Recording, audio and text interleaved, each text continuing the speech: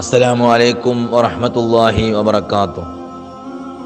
ഇന്ന് ഞങ്ങളുടെ സിയാറത്ത് ബദറിൽ പങ്കെടുത്ത പ്രമുഖ സ്വഹാബി സയ്യിദുന ഉക്കാശ് റളിയല്ലാഹു അൻഹുവിൻ്റെ സന്താന പരമ്പരയിൽപ്പെട്ട അശ്ശൈഖ് സഈദ് ബാവ റളിയല്ലാഹു അൻഹുവിൻ്റെ ഹദറത്തിലാണ്.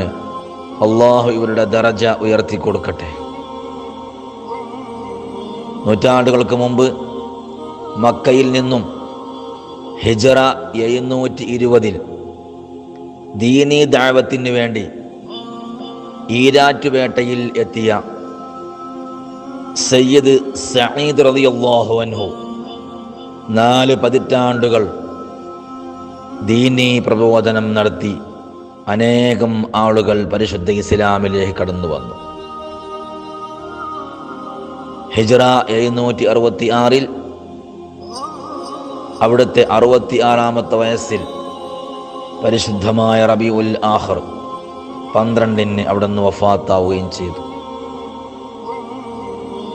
അവിടുത്തെ പൗത്രനായ വലിയുല്ലാഹി അബ്ദുറഹ്മാൻ ഷെയ്ഖിൻ്റെ മഖ്ബറ അവിടുത്തെ സമീപത്ത് തന്നെ കാണാൻ സാധിക്കും.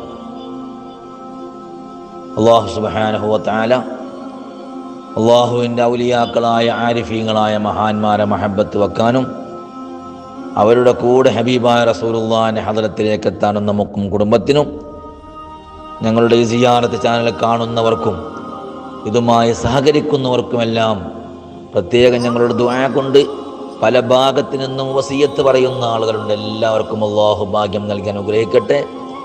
ആയുസ്സിലും ആരോഗ്യത്തിലും കുടുംബത്തിലും അള്ളാഹു ഭാഗ്യം നൽകി അനുഗ്രഹിക്കട്ടെ, ബറക്കത്ത് ചെയ്യട്ടെ.